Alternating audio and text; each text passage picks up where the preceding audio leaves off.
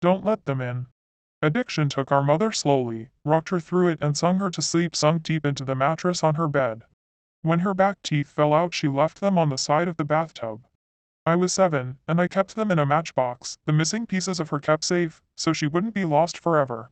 So maybe one day we could put her back together. Our house fell down around us, and we tried our best to raise ourselves. The ceilings had water damage and the bottom stairs had dry rot, and in the winters the radiators would bleed rust. But it was still our house, and Annie made it a home. My sister Annie mothered me, with lopsided band-aids on bruised knees and lukewarm microwave meals. She told me ghost stories and didn't mind when I crawled into her bed later on, too scared to sleep alone. She taught me to dance, barefoot on the living room carpet, music channel on full volume on the TV, shaking our hips before they were fully grown. She always let me shower first so the water was hot, never complaining when she had to make do with cold. She brushed my hair every day before school, even when I screamed, and hit her when she caught the tangles. Annie was dark-haired like her father, whoever he had been, but I was blonde. Annie was desperate to be blonde too, like Marilyn Monroe. Like Mom. I think she thought it would make them closer, remind Mom less of her dad.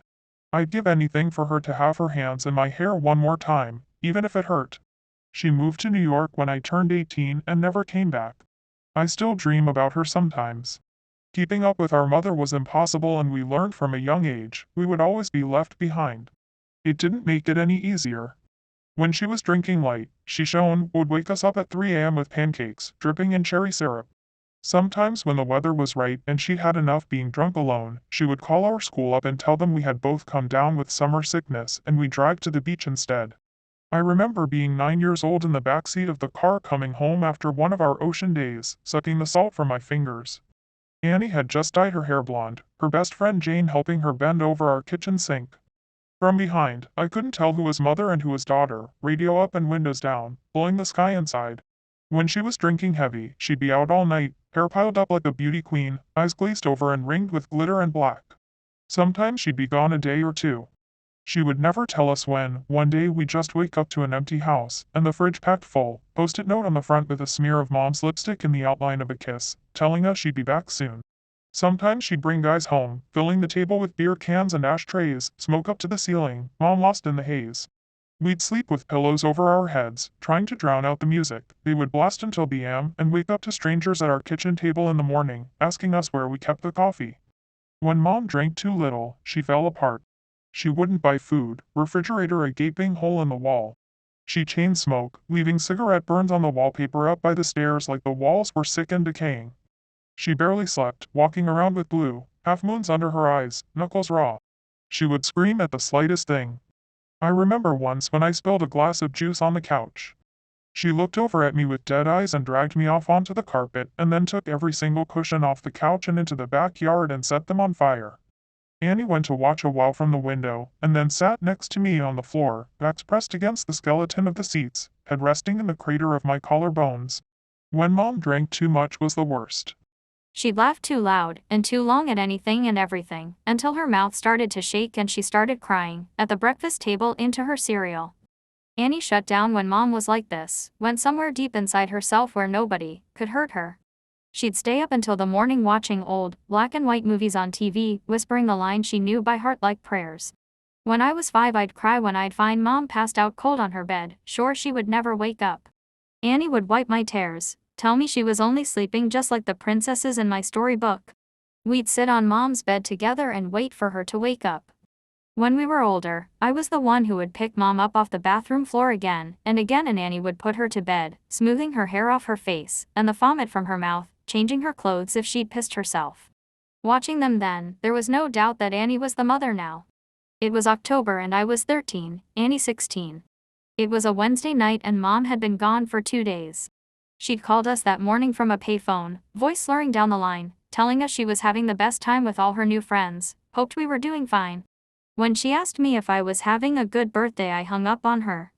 My birthday had been the day before.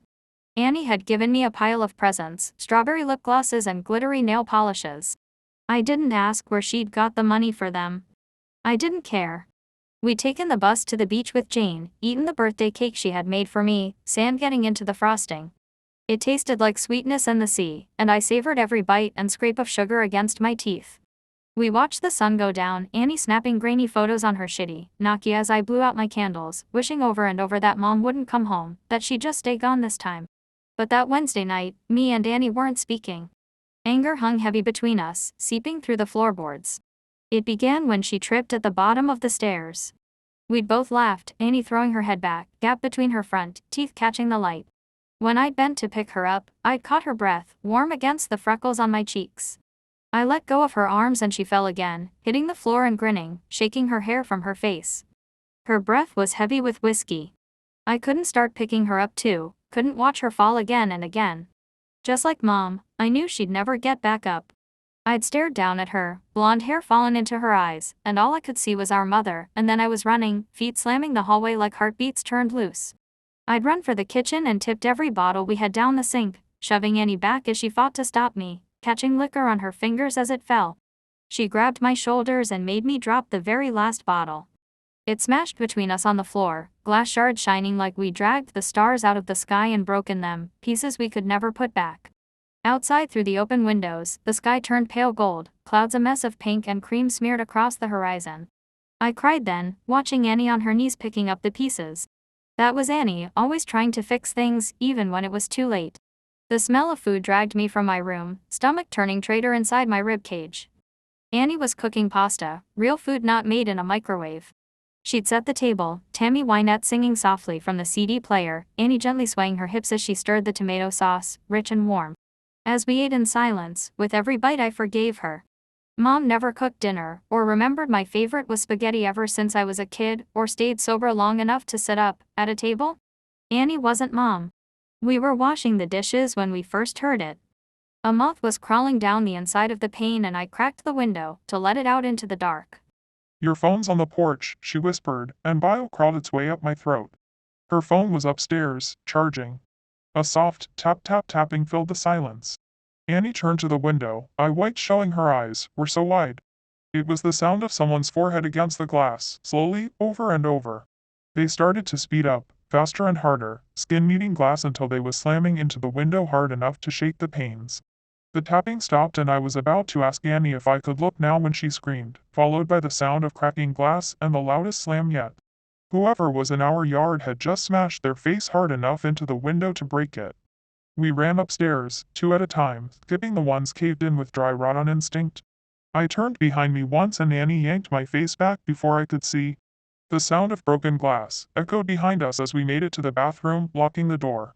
A thin, wailing cry, like a baby calling for its mother, filled the hallway, trapped between the walls and locked doors. Annie threw her back against the door, feet jammed up against the bathtub, clutching the knife she had grabbed from the kitchen. I did the same, shoulder to shoulder. Slow footsteps started on the stairs, deliberate and casual. The crying had become mocking, almost laughter, shrill bursts of sound and then giggles, high-pitched and abruptly stopping before starting again. The first door on the upstairs floor was my bedroom and we heard the distinct sound of it slamming open. They were looking for us. What the fuck is going on? I asked Annie, not even bothering to brush away the tears that I couldn't stop falling. I watched my sister pick herself up off the floor and brace her hands on the door as we heard the sound of a second door slamming open. Mom's room. The next room on the hallway was the bathroom. Annie pulled me to my feet and handed me the knife. I shook my head and pushed it back to her, terrified of what would happen if I had to use it. Annie shoved me and pressed the knife into my hands, thumb pressing hard enough on the blade to bleed. I watched my sister's blood drip down her wrist, a winding red road, still pushing into my hands despite the pain. I took the knife. Something slammed against the wall that Mom's room shared with the bathroom. A high-pitched wail followed. I held my breath, could feel my heartbeat in the base of my throat, a wild and frantic thing. I'm gonna get the phone from my room. I shook my head violently, about to argue. Annie clamped a hand over my mouth. I could taste the blood on her hand, salty and sweet. Like birthday cake by the ocean. Yes. I'm gonna get the phone and I'm gonna call the cops and we're going to be okay. I shook my head again. It's the only way. When I go I need you to lock the door and you don't open it for anything or anyone. Not for me, not for anyone. Promise me. I shook my head and Annie pressed her hand into my mouth, crushing my teeth against my lips, so it made my eyes water. Yes, promise me, Em. Something smashed in the room next door. Annie brushed the hair off my face, gently tucking it behind my ear. Promise, she mouthed and unlocked the door as slowly as possible, bolt scraping gently. I watched the curve of her shoulder disappear into the black hall outside, like the moon in eclipse. And then she was gone. I couldn't move or breathe for a second, and then I slammed the bolt shut, just as something bounced off the outside of the door. A high-pitched scream followed, handle rattling up and down hard enough to pop one of the screws. I watched it roll towards me on the tiles. And then silence. I sat with my back to the door, holding the knife and wishing I was holding Annie's hand instead. Still silence. Nothing but me and my lungs slowly filling the room with my breath. Came a voice through the door. I started, hands gripping the knife. Honey, what's going on? Mom. My voice cracked. Mama, is that you? I wrapped my arms around myself, shaking, trying to keep myself still. Sweetie, it's okay, just open the door. It's okay, just let me in. The handle rattled again, gentler. Just let me in, it's all okay.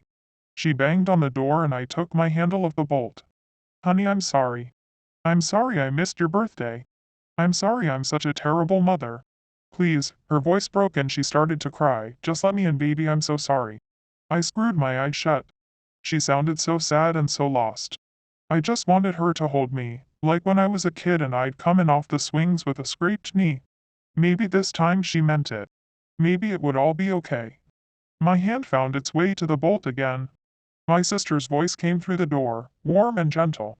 Yeah, Emily, let us in, it's all okay.